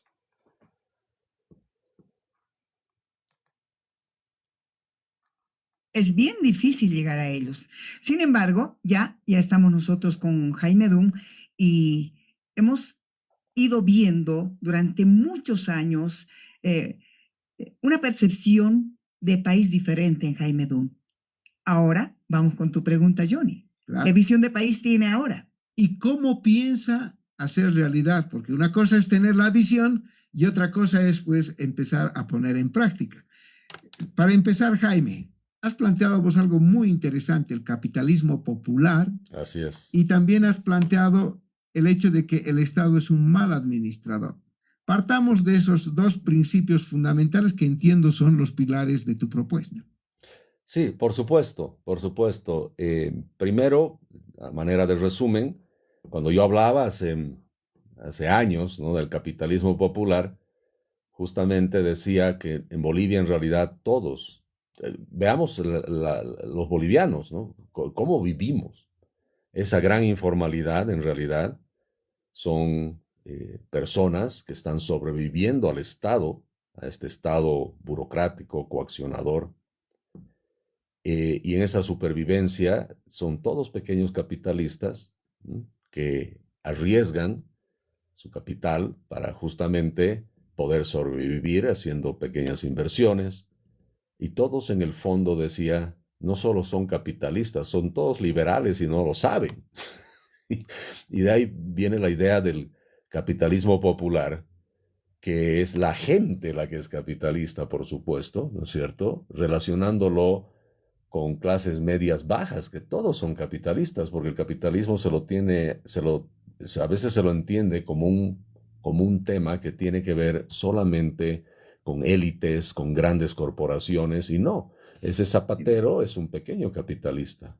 Ese es el capitalismo popular, el capitalismo que viene desde abajo, ¿no es cierto? Y eso es lo que queremos promover con nuestra idea y nuestro programa nacional para la generación de riqueza, que lo llamamos. Entonces, eso, por supuesto, para que pueda surgir la generación de riqueza, tienes que tener un Estado que te deje trabajar, que te deje hacer las cosas. Mira, nosotros partimos del principio que Bolivia no es un país pobre, nunca lo ha sido. Bolivia ha sido empobrecida.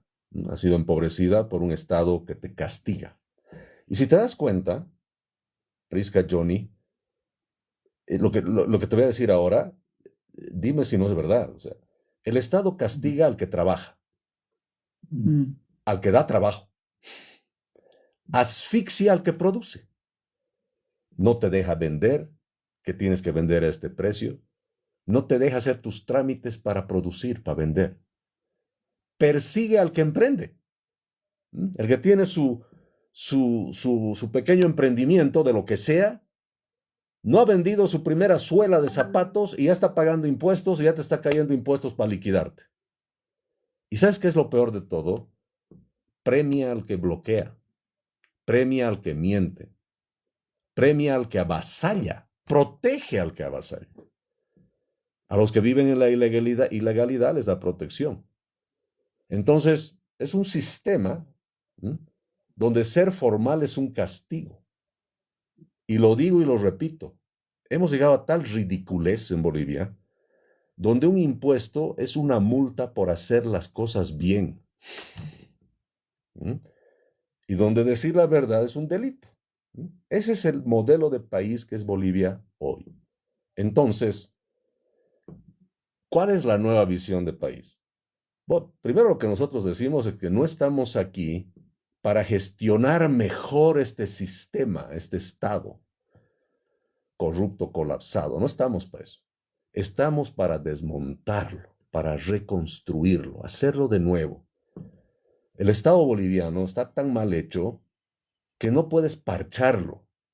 ¿No? O sea, este es como el auto viejo, ¿no es cierto?, de los 60s o de los 50s, y le quieres poner más parches para que siga funcionando. No, no sirve. Hay que tener uno nuevo, un último modelo, ¿no es cierto? Entonces, cuando vemos que el modelo está mal, tenemos que ir, obviamente, todo lo contrario de lo que estamos diciendo. Y hay que empezar, y mira lo que te voy a decir, yo sé que sorprende a muchos, porque, bueno, Jaime Dunn, el analista económico, pues tiene que hacer propuestas económicas. Claro, hay que hacer propuestas económicas. Sí, pero ¿cuál es el problema de Bolivia? Dicen la economía y hay que sacar al movimiento al socialismo. Yo les digo, a ver, no se trata solo de sacar al movimiento al socialismo y arreglar la economía. Se trata de qué vamos a hacer después.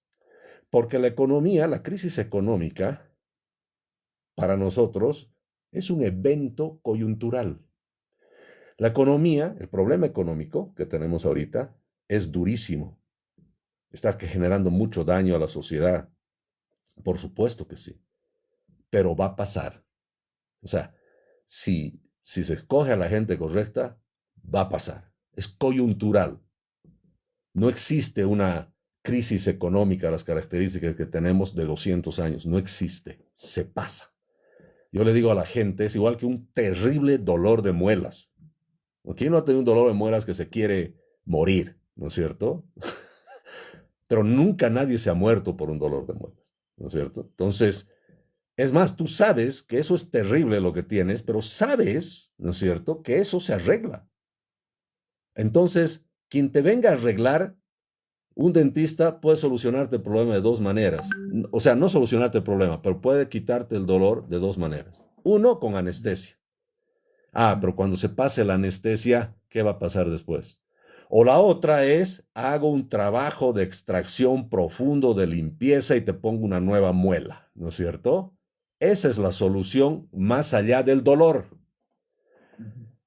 Y te lo voy a decir claramente. El que te ofrece dólares en 100 días y el que te dice que se va a prestar 12,000 millones de dólares, te está dando anestesia, no te está diciendo qué va a pasar después. Nosotros somos los que decimos, nos concentremos más allá en el después.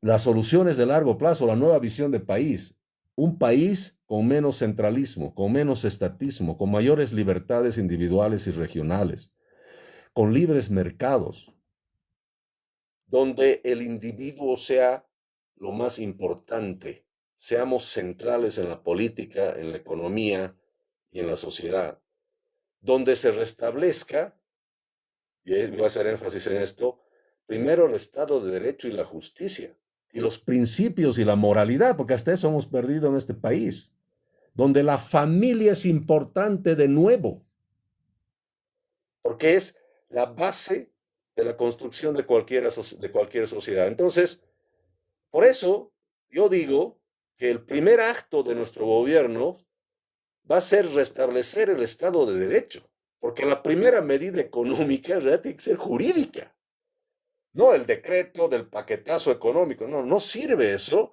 si primero no resuelves el tema jurídico. ¿Por qué? Porque sin ley no hay contratos, para poner un ejemplo. Sin contratos no hay inversión.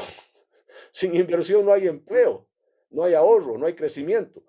¿Cómo, no, estos candidatos que van a ser mis rivales, que son mis rivales, piensan resolver la economía? Si para resolver la economía hay que dictar leyes y decretos, pero si van a dictar leyes y decretos que nadie hace caso, porque la justicia no funciona, tienes que hacer que la justicia funcione primero. Entonces, ¿cómo haces eso? Mandando, todos dicen el paquetazo económico que se viene. No, nadie está hablando del paquetazo judicial que se viene. El paquetazo judicial, que en realidad es que ni bien iniciamos el gobierno, la ley queda claro que debe de funcionar con todos los defectos que tiene ahora, las leyes, decretos y la Constitución. Pero basta que digamos que ahora la ley es independiente de verdad, anulamos inmediatamente el Ministerio de Justicia, que es el puente de cómo se obstruye la justicia, y nos está dando la razón los hechos últimos de las últimas 72 horas, ¿no? Entonces, tú tienes, por ejemplo, órdenes de aprehensión congeladas en este momento. Te pongo como un ejemplo, que no se ejecutan porque el gobierno las controla. El rato que entremos nosotros como gobierno y decimos, la justicia tiene libertad e independencia de acción, inmediatamente vas a ver mucha gente entrando a la cárcel, pero en la primera hora de gobierno. Y mucha gente siendo liberada. No porque el presidente ordenó, sino porque la justicia va a ser independiente desde la primera hora. Con todos los defectos que tiene. Eso va a dar un shock de confianza a los mercados. ¿Por qué? Porque la corrupción, el narcotráfico, las injusticias, ojo, no son fallas del sistema, son el sistema. Y cuando el presidente dice, dejen que la justicia funcione y todo tipo de interferencia termina en este momento, vas a ver cómo se empieza a ordenar desde la primera hora la misma economía. Por supuesto, ya teniendo eso claro, tienen que venir las medidas económicas. Medidas económicas que, hablando de las inmediatas, las que tienen que ver es atacar la raíz del problema. Disciplina fiscal, reforma monetaria, estabilización de entrada. La inflación es el problema más grande. ¿Y de dónde viene la inflación? No es la falta de gasolina, la falta de dólares. Y que quede claro, la inflación no es un accidente, ¿eh? No es algo que apareció así nomás, es una decisión política. El gobierno ha decidido que hay inflación.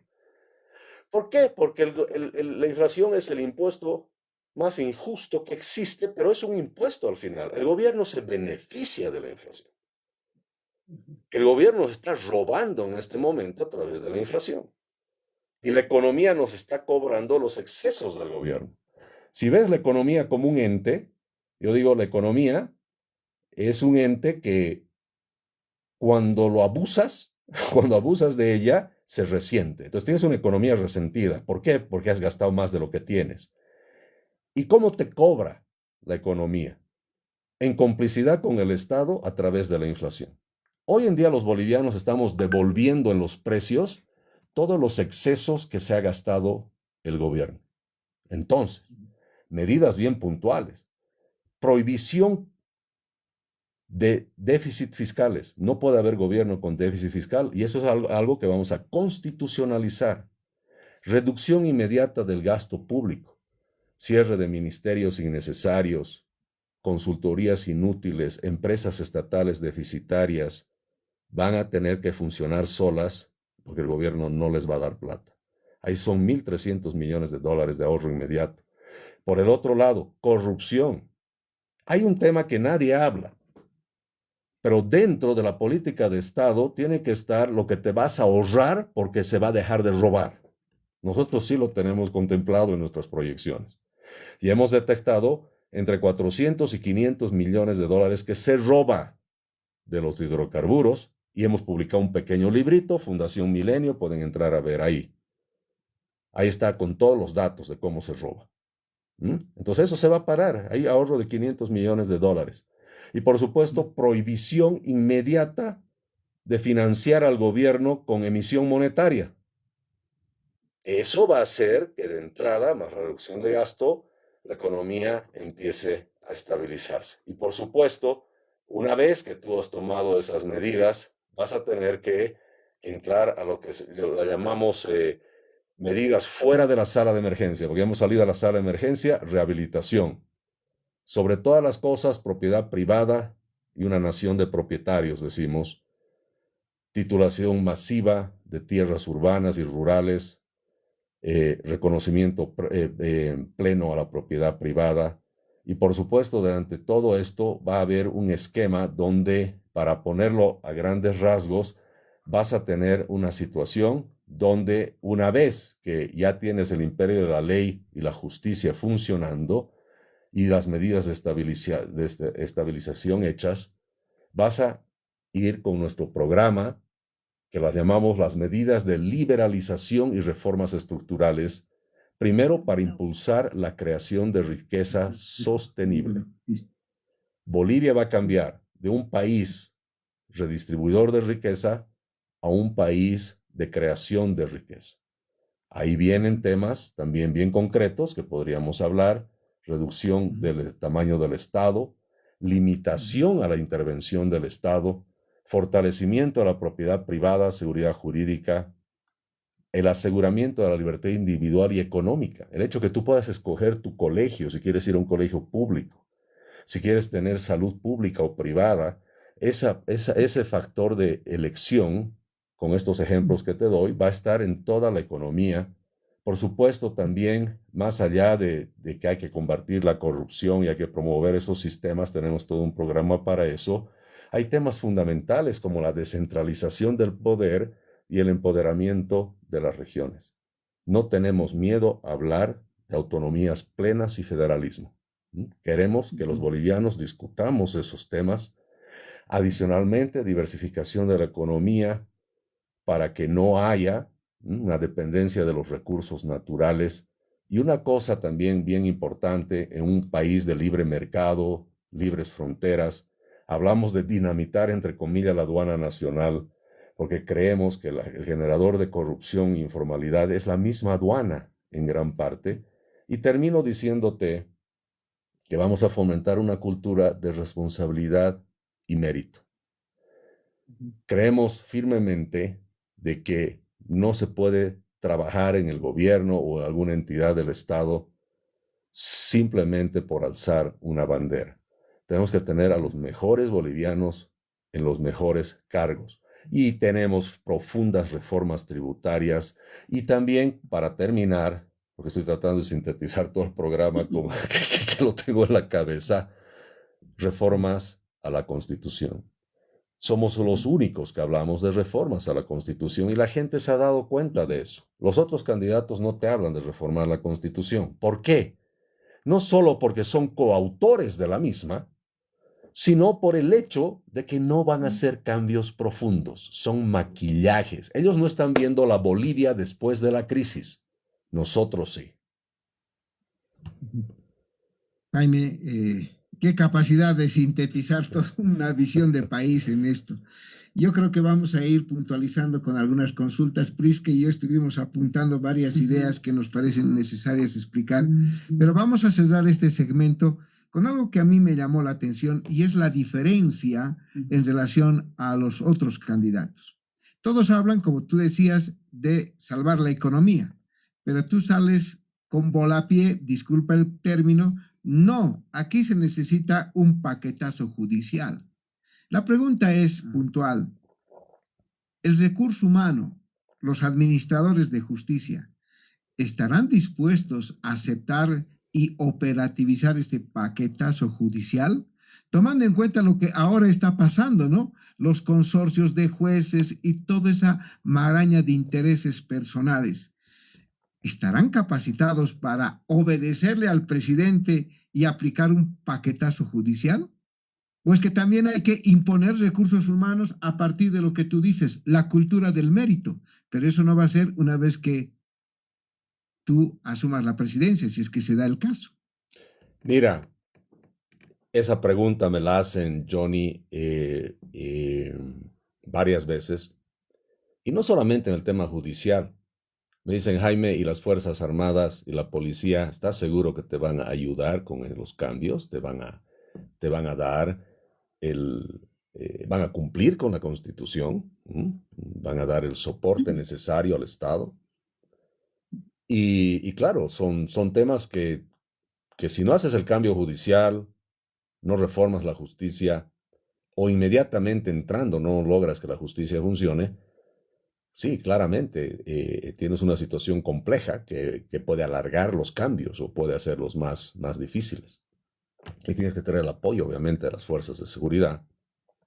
Y ese monopolio de la violencia que tiene el Estado tiene que ser bien manejado por la seguridad de todos los bolivianos. Pero yo te voy a decir una cosa, estimado Johnny. ¿La justicia está podrida y corrompida? Sí. Nuestras Fuerzas Armadas y Policía tienen también ese tipo de descripción y connotación. Sí. ¿Por qué? Porque el gobierno ha hecho que sea así. Entonces, el autor de la destrucción institucional de Bolivia, por eso tiene que irse. Y tiene que venir alguien a reconstruir esas instituciones. Ahora, la reconstrucción de estas instituciones se tiene que hacer no haciendo los cambios que sean necesarios solamente, sino desde adentro también. Y hemos llegado a una conclusión con nuestro equipo, porque hemos hablado con, obviamente, gente experta en justicia, gente que está dentro del sistema judicial hoy en día, y también en Fuerzas Armadas y la policía. Y hemos llegado a una conclusión. Lo voy a poner de esta manera para que quede claro. Los tipos malos son la minoría. La mayoría es gente de bien. Aún bajo esta justicia corrupta, hay gente de bien. Hay gente que quiere hacer las cosas bien dentro de la justicia. Lo mismo en la policía, lo mismo en las Fuerzas Armadas. Y lo mejor de todo es que ellos saben dónde está el problema. Con nombre y apellido saben quiénes son las manzanas podridas. Ellos van a ser nuestros aliados en hacer los cambios. No es como se cree que alguien me dijo una vez, mira, la policía es corrupta. La única manera de cambiar la policía es despidiendo a todos los policías y recontratando de nuevo. Mentira. Tienes que agarrar a los cabecillas que han destruido esa institución. Los cabecillas que han destruido la justicia, que ya ha quedado claro. Y mira, nosotros hace meses le decimos que el problema de la justicia empieza en el Ministerio de Justicia. La realidad y los hechos nos ha dado la razón. Teníamos la razón 100%. El ministro de Justicia es, para empezar, el cabecilla de la corrupción judicial. Siempre lo ha sido, ¿eh? No solo ahora, siempre lo fue, ¿no? Por eso decimos, una manera de solucionar el problema de justicia empieza cerrando el Ministerio de Justicia y el Ministerio de Gobierno. Son los primeros dos ministerios que tienes que cerrar. Porque el Ministerio de Justicia está hecho para violar la independencia de poderes. Pero los bolivianos a veces tenemos que reflexionar, ¿no? Si el Poder Judicial es independiente del Poder Ejecutivo, ¿por qué el Poder Ejecutivo tiene un Ministerio de Justicia? O sea, sería tan ridículo como que el Ministerio, no sé, sería tan ridículo como que el Poder Judicial tuviese un Ministerio de Economía, ¿no? O sea, no tiene sentido. Entonces, ahora el Ministerio de Gobierno tiene que ser reemplazado por un Ministerio de Seguridad Nacional. Eso sí, pero de Seguridad Nacional. ¿Por qué se llama Ministerio de Gobierno? Yo le pregunto a la gente. Porque solo sirve para proteger al gobierno, no a los ciudadanos. Entonces, el Poder Judicial no independiente. Ministerio de Justicia, que es justicia solo para proteger al Poder Ejecutivo. Y usa de arma, ¿no es cierto?, al Ministerio de Gobierno. Entonces, el ministro de Justicia puede apuntar con el dedo en la calle y dice, a este métanlo preso, a este libérenlo, a este créenle un caso, a este ármenle un golpe de Estado, a este vuélvanlo masista y hagan que este no pueda conseguir su solvencia fiscal. Eso puede ser el Ministerio de Justicia. El cambio viene así, desde adentro. Nosotros apostamos a los hombres y mujeres de bien, que sabemos que existen dentro de estas instituciones. Son personas más bien, ¿qué te puedo decir? Presionadas, frustradas, agobiadas de tener que sobrevivir ante semejante podredumbre, digamos, ¿no es cierto? Entonces, esta gente valiosa que está ahí hay que rescatar y ellos van a ser nuestros aliados en cambiar Bolivia. Jaime, son muchísimos los comentarios que escriben la gente que está ingresando y está viendo el programa a través de Red Compañera Mundo, su programa periodístico de frente. Y la mayoría, casi el 100% de la gente te apoya. Y esto es algo que definitivamente llama la atención. Y solamente quiero leerte lo último que dice: Jaime Dun es la esperanza de Bolivia. Sí. Y nosotros nos preguntamos, ¿será que Jaime va a poder llevar adelante todo lo que piensa cuando ya hemos visto que esa poca gente que tú dices, Jaime, que no es buena, que no es gente buena, es capaz de no dejar en paz la gobernabilidad en un país? Ya se ha anunciado en horas precedentes que si X persona no es candidato, no vuelve al poder, entonces nadie va a poder gobernar, le van a hacer la vida imposible. ¿Qué va a pasar con eso? ¿Te has puesto a pensar en algún momento que este tipo de movilizaciones, bloqueos, etcétera, podrían no dejar no solo a ti, sino a cualquiera que sea presidente? Parece que ese es el destino que tiene que correr, si es que no es quien quiere ser y volver al poder. Mira, primero comentarte que, claro, la pregunta decía, ¿no? Si Jaime Dunn va a poder hacer esto.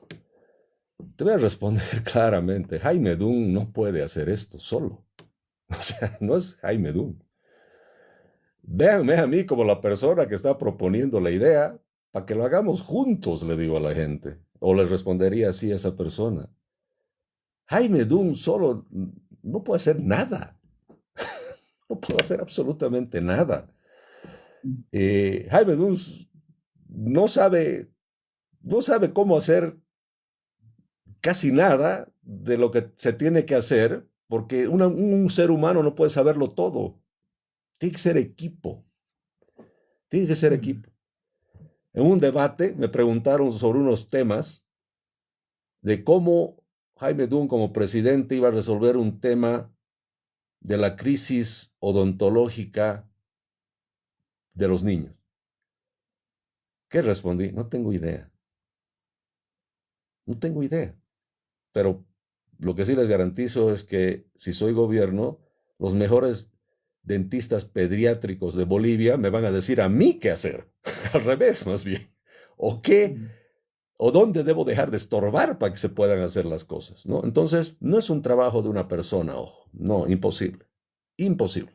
Es más, todo lo que hemos logrado hasta el día de hoy, estar arriba en las encuestas, el fenómeno del búnker que hemos visto ayer, ¿no es cierto? Eso es gracias a toda la gente. No es Jaime Dunn el que está haciendo esto. Somos todos que estamos haciendo esto juntos. En primer lugar. Por eso yo apelo a la conciencia de la gente buena a que nos unamos para hacer el cambio juntos. Porque solos no podemos hacer esto. Y el otro tema bien importante de esa persona, no tengamos miedo a decir Evo Morales, que está condicionando el futuro de la política nacional, ¿no es cierto? Y mira, yo en la reunión que hemos tenido, la reunión multipartidaria con las instituciones del Estado en Santa Cruz, Tribunal Supremo Electoral, estuvo el presidente, yo hablé de ese tema y lo dije claramente. ¿Qué dije? Dije que el MAS está muriendo. El MAS se está descomponiendo. Pero en vez de irse tranquilo, quiere arrastrar a toda Bolivia con él, ¿no? O sea, eso es lo que está haciendo. El MAS ha dicho, yo voy a morir matando. Eso ha dicho el MAS. Eso ha dicho Evo Morales. Vamos a morir, pero no nos vamos a morir solos, ¿no? Entonces, esta pelea, ¿no? Intestina, le decía yo al presidente Arce, entre Evo y sus herederos, no puede seguir siendo, ¿qué te puedo decir?, lo que determine la política nacional en el futuro.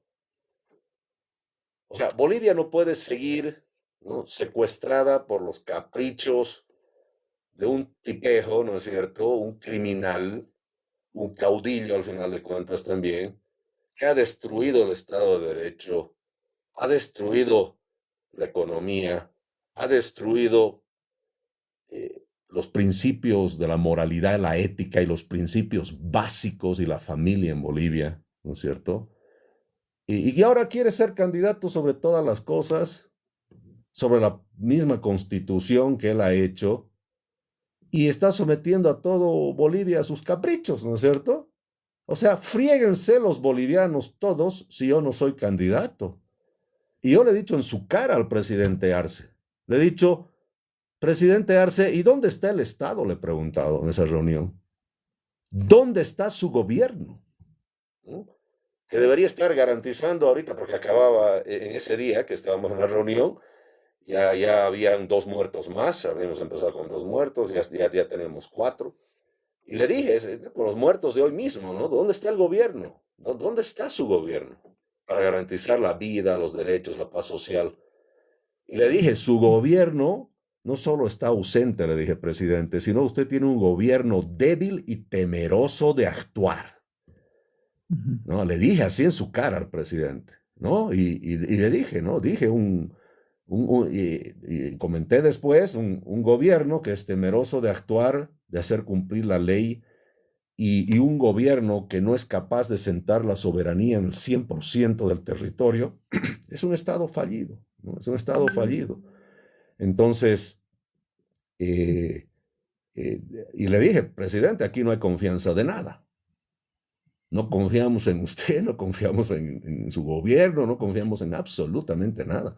Eso le dije al presidente en otras palabras, pero lo más importante del mensaje que traté de hacer es que no puede ser que ese terrorismo financiado, promovido, porque es terrorismo, le dije al presidente, lo que hemos visto en Yayagua no es una simple protesta, ¿eh?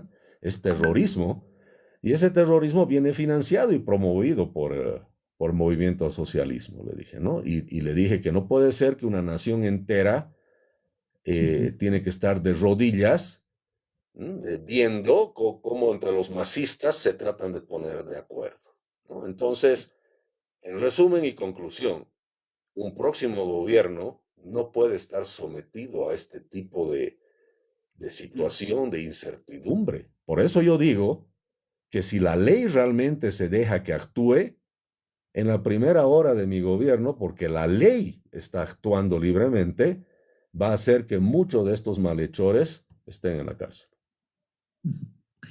Gracias, Jaime, por haber ampliado esa visión que tienes y además también de cómo llevar adelante estas ideas. Vamos a ir a la última pausa, porque después me parece muy importante hablar del centro mismo de estos cambios, que es el propio ciudadano. Tú decías, el capitalista está ahí, pero ¿cómo hacerle creer que es un capitalista cuando en su cabeza tiene otros conceptos del capitalismo?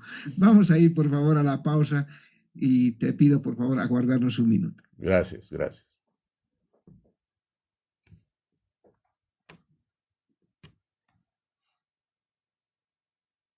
No están terminando la transmisión. Otra vez, a ver, estemos atentos que nos envíen el documento de nuevo.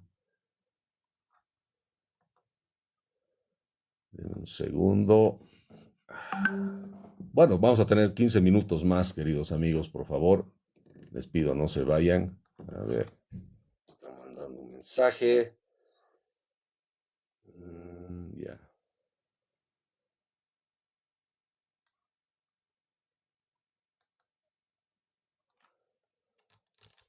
Ok, vamos a cambiar a otro link.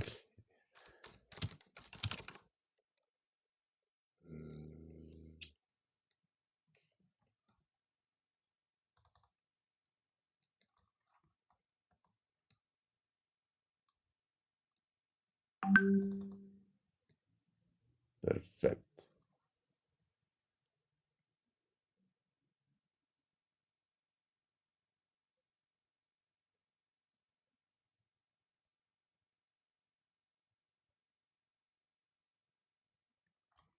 Bien, amigos, ya vamos a terminar esta entrevista. Está bastante larga, pero bien interesante. No sé qué opinan.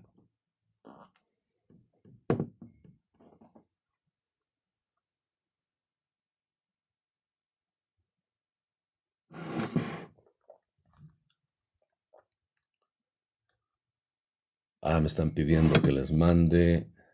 Ya.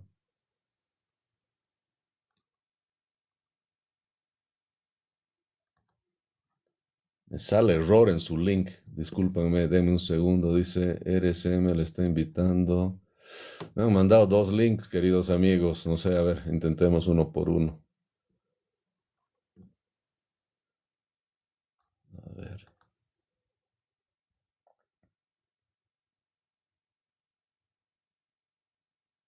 Sí, es ser. Estamos conectándonos.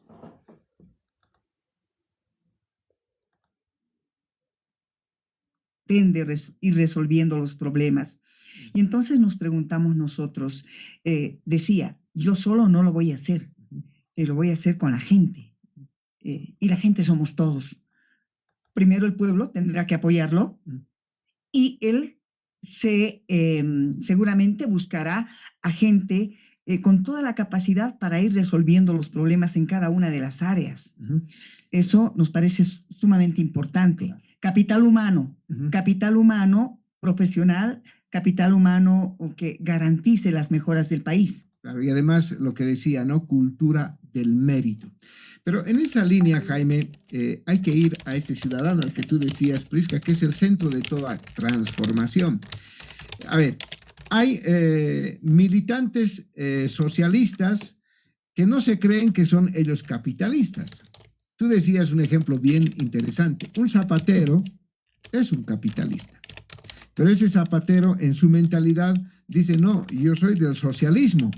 ¿Cómo cambiarle ese chip, Jaime? ¿Cómo decirle a la gente que él es el generador de su economía? Lo que tú decías, ¿no? Hay que liberarnos de ciertas mentalidades. Hay poco tiempo. Las elecciones, si es que se llevan a cabo, son el 17 de agosto. Tienes más de 2 meses para hacerle entender y cambiarles el chip. ¿Cuál es la estrategia? Bien, mira, en realidad ya lo estamos haciendo aquí mismo. Estamos hablando del tema. Es la única forma. Es esta batalla cultural, ¿no es cierto?, de la que se habla, que lo que pasa es que nos han enseñado mal, a propósito. Nos han enseñado de que el que invierte es alguien que se está aprovechando de alguien. El que genera fuentes de trabajo es un esclavizador. El que es exitoso en la vida es porque le está robando a alguien, ¿no? Ese es el tipo de mentalidad que nos han metido, ¿no? Entonces, el capitalismo popular, yo diría más bien, es una verdad que nos han ocultado siempre. Yo lo veo así. Nos han dicho que el capitalismo es tema de ricos, que ser capitalista es ser millonario. Nos ha enseñado que el capitalismo es una mala palabra, pero la verdad es que, y se lo digo yo a los gremialistas, vendedores ambulantes, albañiles, no sé, artesanos, con los que me he reunido durante meses, y siempre hablamos. Siempre les decía, ustedes son los que venden en la feria, los gremialistas, ya son capitalistas, lo han sido siempre. Jaime, ¿no? Sí. Jaime, perdón que te corte, pero creo que un elemento fundamental para resolver todo esto, del que muy poco se ha hablado, que seguramente tú también ya lo tomaste en cuenta, sin embargo, es el tema de la educación, la cultura. Correcto. La gente tiene metida en la cabeza el hecho de que a veces el dinero es malo, que no, que solo los ricos tienen que ver bien el dinero y los demás pobres no, por una parte. Pero todo esto viene desde el tema educación. ¿Has pensado y en tu proyecto has tomado en cuenta el tema de educación? Esta ley Avelino Cignani continuará. ¿Has pensado en cómo cambiarla, si es que has pensado en ello? No, por supuesto que sí. Mira, yendo un poco a ese tema, nosotros hemos visto que el tema de educación tiene 2 temas fundamentales. ¿Qué se trata de enseñar y qué se enseña, ¿no es cierto?, hoy en día, y cómo se enseña y cómo se educa a la gente? Son las 2 cosas que hay que cambiar. El problema, por ejemplo, de esta Avelino Cignani es que tiene un contenido marcadamente ideológico, ¿no?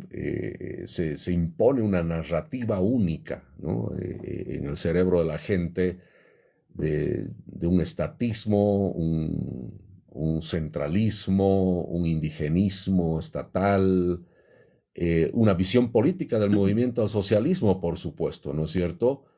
Cuando te hablan que la visión del sistema es que va a ser descolonizadora, dice, ¿no es cierto? Y hace ciertas cosas ahí y ciertos elementos que viola algo que es fundamental, la neutralidad del Estado, se dice en la educación, ¿no? Entonces, tú tienes un sistema educativo ideologizado, un centralismo educativo. El Ministerio de Educación dice que se va a enseñar en todo el país, y hay una falta de calidad y pérdida muy grande en la calidad de la educación.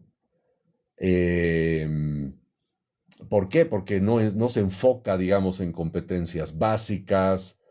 Y ataca la meritocracia. En realidad, Avelino Cignani es un sistema donde se ha abandonado el esfuerzo y la meritocracia. O sea, ser mejor alumno no vale la pena, digamos, ¿no? Y se erosiona esa cultura de competencia estudiantil, de excelencia, de la búsqueda de la excelencia, digamos, en el buen sentido de la palabra, la competencia sana. Y hay una eliminación muy preocupante, recordando cuando hemos analizado eso, del enfoque técnico-científico, digamos, ¿no? A ver, es cierto que, porque hay que ser bien claros con esto, ¿no? Esos conocimientos de la cultura ancestral, la cosmovisión comunitaria, pueden ser muy valiosas en ciertos contextos, obviamente, ¿no? No decimos que no, pero no pueden ser que se prioricen en detrimento, ¿no es cierto?, de otros conocimientos, ¿no? El conocimiento científico universal occidental, llamámoslo de alguna manera, ¿no? Entonces, no vamos a estudiar química, ni matemáticas, ni biología, y lo vamos a reemplazar varias horas de eso por temas de cosmovisión y sabiduría ancestral, digamos, ¿no? Que otra vez es importante, pero y bajo cierto contexto, pero no puedes reemplazar a la ciencia, a la tecnología, etcétera, etcétera, ¿no? Entonces, eso es un tema complejo. Por eso tenemos un problema cultural, digo yo, ¿no? Por eso se llama la batalla cultural.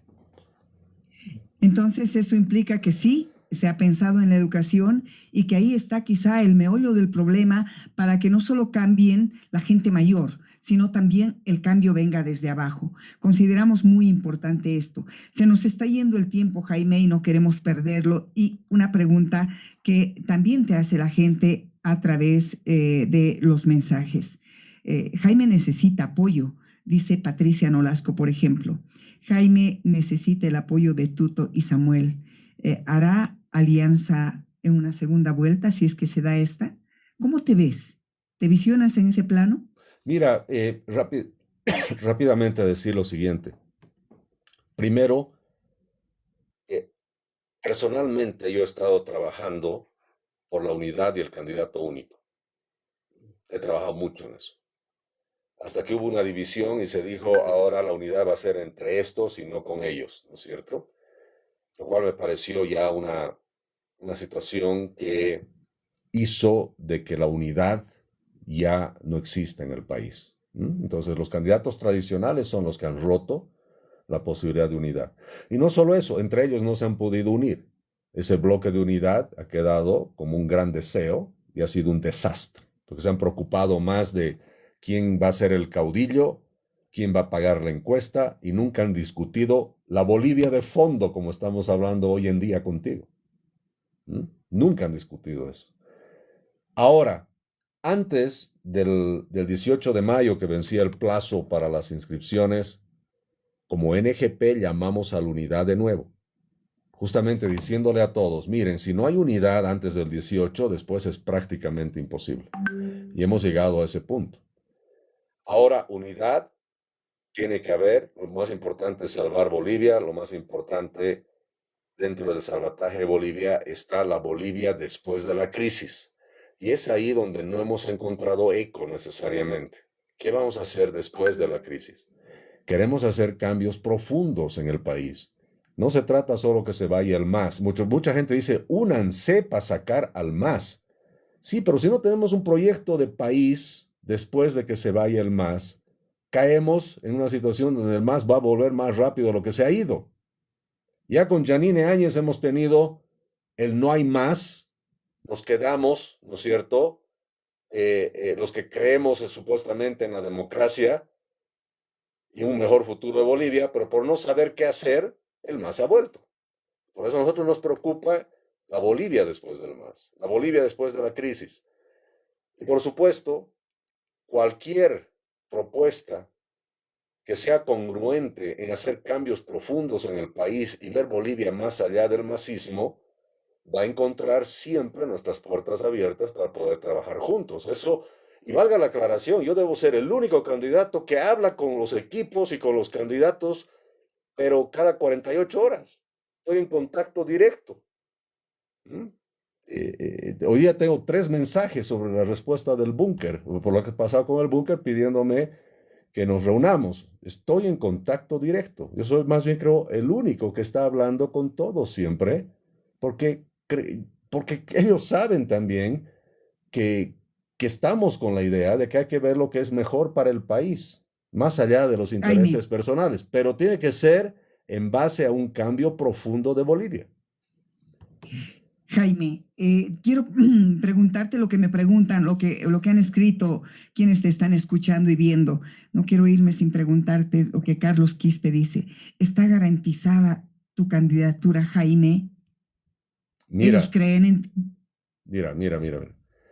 Ya ¿Cómo? nos vamos, tenemos Sí, 2 minutos para sí. dejar el programa. De nuestro lado, Jaime Dunn, el equipo garantiza que voy a ser candidato, a pesar de las trabas que me están poniendo. Y no vamos a permitir que esas trabas se interpongan en ese camino. ¿Por qué? Porque sabemos que estamos plenamente en el lado de la verdad, en el lado de la transparencia y en el cumplimiento de la ley. Y no vamos a permitir que nuestras candidaturas, voy a hablar en plural porque no tengo varios candidatos que tienen que entrar también conmigo, candidatos, diputados, senadores, no vamos a permitir que este estado decadente, este estado putrefacto que se tiene que ir, no nos deje entrar en la carrera electoral. Porque, ojo, la libertad no se pide y no se exige, se la toma. Y nosotros vamos a avanzar en ese sentido. Jaime, ha sido un gusto haber compartido contigo estas 2 horas. Espero que no sea la última vez y cuando las cosas estén ya más claras, esperamos también tenerte en el programa para seguir analizando estas propuestas que son importantes.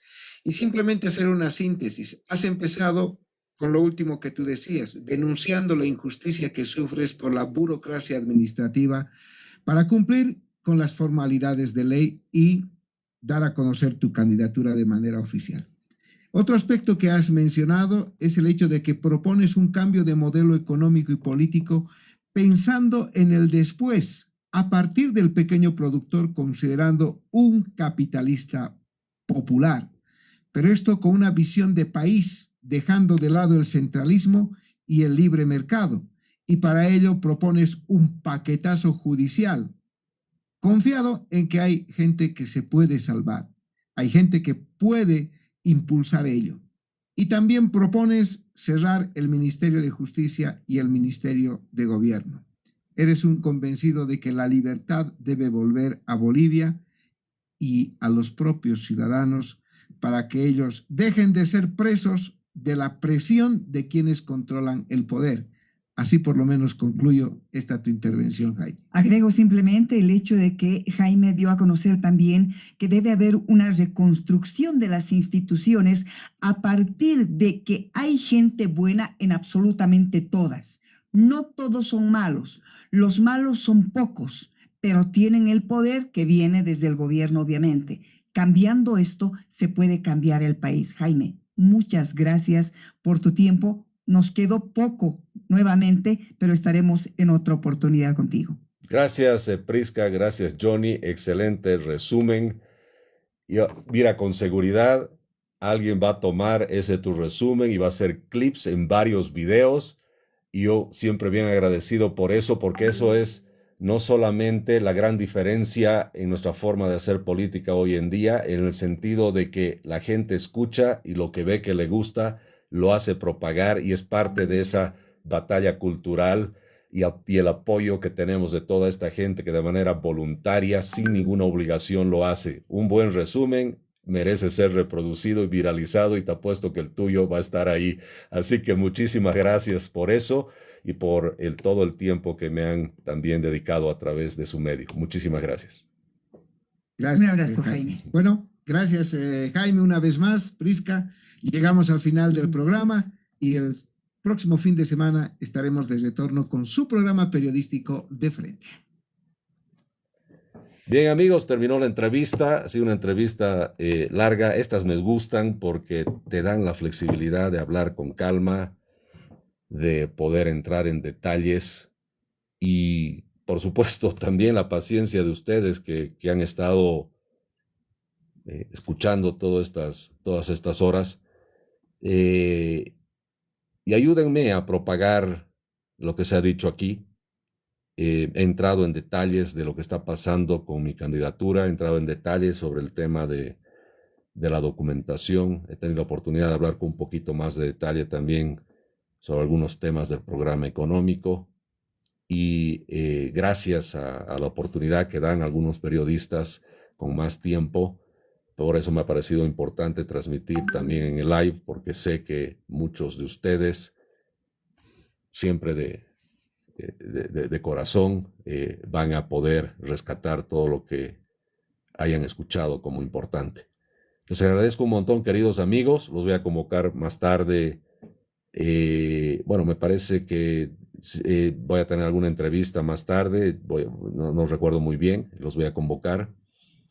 Mañana en la noche voy a estar, ya les voy a avisar también, voy a estar en vivo en un programa, voy a estar físicamente en El Poder del Voto, se llama. Yo muy agradecido con los periodistas y los canales de televisión que me invitan como candidato, a pesar que formalmente no lo soy. Esos medios de prensa claramente están ven más allá de la formalidad, ven el potencial que hay y saben y creen que voy a ser candidato también. Y por supuesto, lunes va a estar marcado por mucha actividad. Vamos a estar haciendo, como les dije, el tema de los trámites en su etapa final. Va a ser un día clave donde si no vemos las respuestas que estamos buscando, vamos a tener que actuar, como les dije, ya a otro nivel. Y también va a haber muchísimas entrevistas. Me parece que tengo unas 12 o 14 entrevistas a lo largo del día ya programadas. Los voy a convocar a alguna de ellas, dependiendo en qué lugar también me encuentro, porque a veces me agarran en el auto, en el teléfono, fuera de un lugar cómodo y se me hace muy difícil hacer el live. Pero bueno, les agradezco mucho por el acompañamiento. Yo sé que ustedes creen en el cambio, por eso están aquí. Somos parte de un equipo. Aunque no nos conozcamos, nos une las ideas de la libertad, la idea de que Bolivia tiene que cambiar y lo más importante, nos une esta idea de que los cambios se tienen que hacer, pero ya. Y que los cambios no los va a hacer nadie si no somos nosotros. Así que nosotros somos mucho más. La gente del bien somos la mayoría en Bolivia. Recuerden eso. Abrazo grande. Gracias, amigos.